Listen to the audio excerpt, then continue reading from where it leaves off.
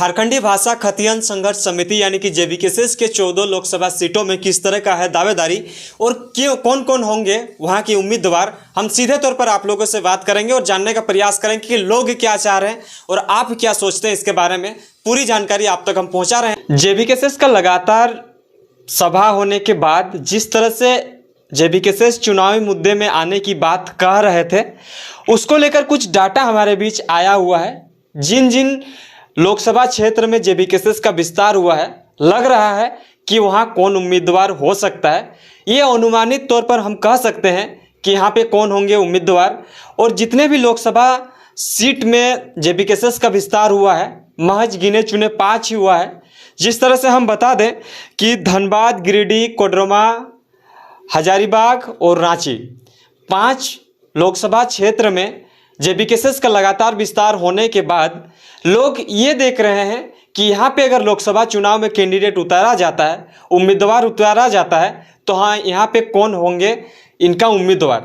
तो आपको हम बता दें कि इन जगह पे हमें भी यही लग रहा है कि इन जगह पे जो चर्चित चेहरा है, जो लोग कह रहे हैं सोशल मीडिया के माध्यम से तमाम जगह से ये पता चल रहा है कि यही लोग हो सकते हैं। हालांकि आपको एक चीज़ हम डाटा शेयर करने का कोशिश करेंगे।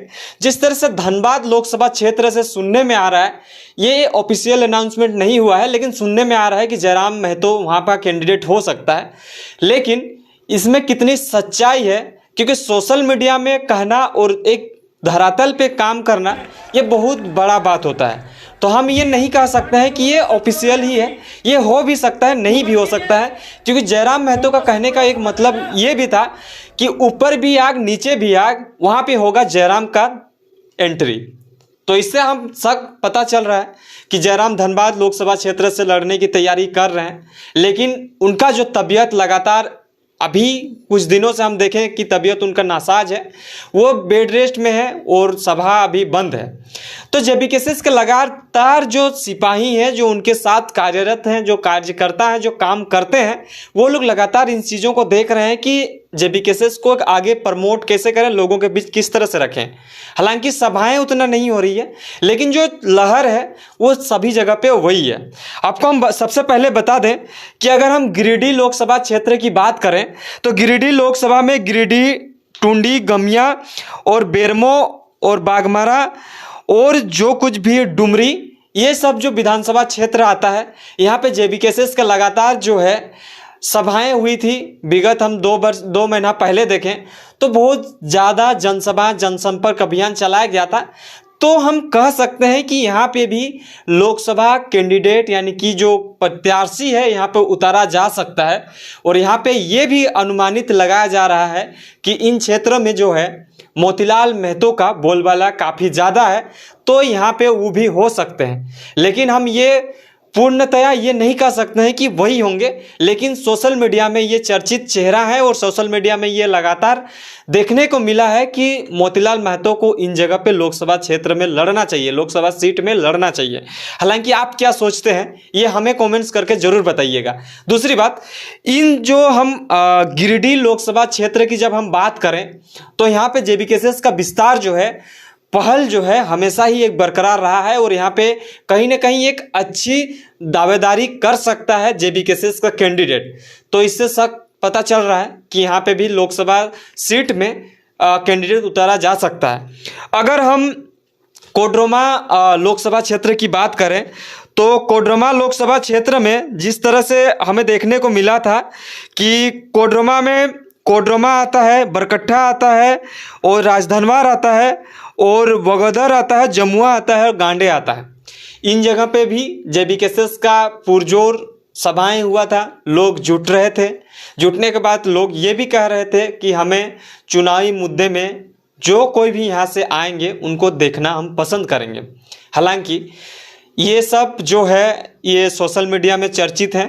हम ये नहीं कहेंगे कि इन लोग चुनावी मुद्दे में आएंगे तो वो जो सियासी गलियों में जिस तरह से बीजेपी, कांग्रेस, आजसू का जिस तरह से टक्कर हमेशा ही रहा है, उस टक्कर को ये लोग दे पाएंगे ये हम नहीं कहेंगे। लेकिन इन लोग जो पहली बार यहाँ पे अपना राजनीतिक दौर को देखने का कोशिश कर रहे हैं, तो इससे सख्त जाहिर पता चल रहा है कि यहाँ पे भी हो सकता है। तो कोडरमा लोकसभा क्षेत्र से हम आपको एक चीज़ का अवगत करा दें कि छात्र नेता मनोज यादव जो हैं हमेशा ही अपने सोशल मीडिया प्लेटफॉर्म में ये कहते हुए नज़र आते थे कि हम लोकसभा लड़ेंगे तो कोडरमा लोकसभा सीट पर लड़ेंगे। अब देखने लायक बात होंगे कि वहाँ के लोग, वहाँ के जनता क्या चाहते हैं। और लोकसभा सीट की अगर बात करें तो कहीं ना कहीं ये 6-7 विधानसभा को कवर करना होता है, तो वहाँ पे इन लोगों का बलबला होना चाहिए। धरातल पे काम जब तक नहीं होगा तब तक कुछ होने जाने को नहीं है। बाकी अनुमानित तौर पर यह लगाया जा सकता है, बताया जा सकता है, कहा जा सकता है कि छात्र नेता मनोज यादव वहाँ से दावेदारी कर रहे हैं। अब दूसरी बात, हम रांची लोकसभा क्षेत्र की बात करें तो वहाँ पे जो रांची लोकसभा में सिल्ली, खिजरी, कांके, हटिया और इचागढ़ जो आता है, यहाँ पे भी जिस तरह से जेबीकेएसएस का जो विस्तार प्रक्रिया है वो हो चुका है। और होने के बाद लोग ये भी देख रहे हैं कि इस जगह पे जेबीकेएसएस का कोई ना कोई उम्मीदवार होना चाहिए लोकसभा सीटों में। हालांकि लोकसभा सीट की अगर बात करें तो गिनी चुनी है, लेकिन जो गिनी चुनी लोकसभा सीट है उसमें से 5 जगह पे जेबीकेएसएस का जो लहर है वो थोड़ा सा अलग देखने को मिल रहा है। और इन जगह पे कहें तो 80 to 90% विस्तार हो चुका है, लोग इसमें जागरूक हो चुके हैं। तो इसमें जो कैंडिडेट की बात कही जा रही है, हालांकि प्रत्याशी क्या चाह रहे हैं क्या नहीं ये तो हम डिसाइड नहीं करेंगे, डिसाइड तो लोग करेंगे और केंद्रीय कमेटी के लोग करेंगे और केंद्रीय अध्यक्ष जयराम महतो जी करेंगे। रांची लोकसभा सीट की बात करें तो छात्र नेता देवेंद्र नाथ महतो की दावेदारी कहा जा रहा है।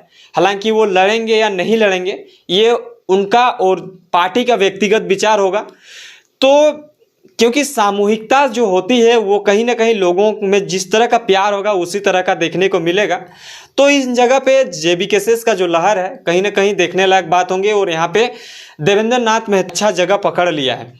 अब दूसरी बात, धनबाद लोकसभा क्षेत्र की बात करें तो लोकसभा क्षेत्र में, इस क्षेत्र में जयराम महतो का जो बोलबाला है हमेशा ही इन जगह पे रहा है। और धनबाद की अगर बात करें, सिंदरी, निरसा, धनबाद, झरिया, टुंडी और बागमारा, इन सब जगह में जेबीकेएसएस का केंद्रीय अध्यक्ष टाइगर जयराम महतो का काफ़ी ज़्यादा चर्चा है, परिचर्चाएं हो रही हैं और लोग कहने में भी ये देख रहे हैं, कहते हुए नज़र आ रहे हैं कि जयराम महतो यहाँ से लड़ सकते हैं लोकसभा सीट पर। अब क्या होगा क्या नहीं, ये राजनीतिक गलियोरों में जिस तरह से पहल हो रही है, जिस तरह से सुनने को मिल रहा है, हम आप तक पहुँचाने का कोशिश कर रहे हैं। तो यहाँ पे और एक बात ये भी देखने को मिला है कि जयराम महतो सभाओं में हमेशा कहते आए हैं कि हम धनबाद और गिरिडीह को अपना टारगेट बना है, वहीं पे अपना चुनावी पहल को देखने का कोशिश करेंगे, चुनावी मुद्दे में अपने बात को रखने का कोशिश करेंगे, अपने आप को आजमाने का कोशिश करेंगे कि लोग हमें किस तरह से प्यार दे रहे हैं। धनबाद में ये हो सकता है। और दूसरी बात, अगर हम हजारीबाग की बात करें तो हजारीबाग में भी जेबीकेएसएस का झारखंडी भाषा खतियन संघर्ष समिति का विस्तार प्रक्रिया जो है हो चुका है। तो हजारीबाग में हम बात करें तो वहाँ पे आता है बरही, बड़कागांव, मांडू और हजारीबाग। यहाँ पे जिस तरह से लोगों का कहना है कि हम संजय मेहता को देखना चाहते हैं, और लोगों का बयान हम इसलिए कह रहे हैं क्योंकि जिस टाइम हम सभा में जाते हैं तो हमें सुनने को मिलता है कि हमें इन लोगों को देख, तो हम कह सकते हैं कि इन जगह पे यही लोकसभा सीटों में अपना उम्मीदवार हो सकता है। तो हजारीबाग की अगर बात करें तो संजय मेहता, लोगों का कहना है कि यहाँ पे सुइटेबल होंगे और देखने लायक बात होंगे कि चुनावी मुद्दे में किस तरह का देखने को मिलता है। हालांकि हम जो आकलन किए हैं ये कोई ऑफिशियल बात निकल के नहीं आया है, ये लोगों का जो बयान था, लोगों का जो बात था वही आपके बीच हम रखे हैं। बाकी अपना राय और परामर्श आप हमें ज़रूर बताइए कि कौन कहाँ से होना चाहिए। जिस तरह से लोगों का एक तरह से पॉजिटिव बात निकल के आ रहा था उसको हम आप तक पहुँचाने की कोशिश कर रहे थे। आप क्या सोचते हैं इसके बारे में हमें कमेंट्स करके ज़रूर बताइए। और झारखंडी भाषा खतियन संघर्ष समिति का जो लगातार विस्तार प्रक्रिया है वो चल रहा था, लेकिन विगत अभी रुका हुआ है। अब देखने लायक बात होंगे किन किन जगह पे अपना हथकंडे अपनाती हैं। बने रहें।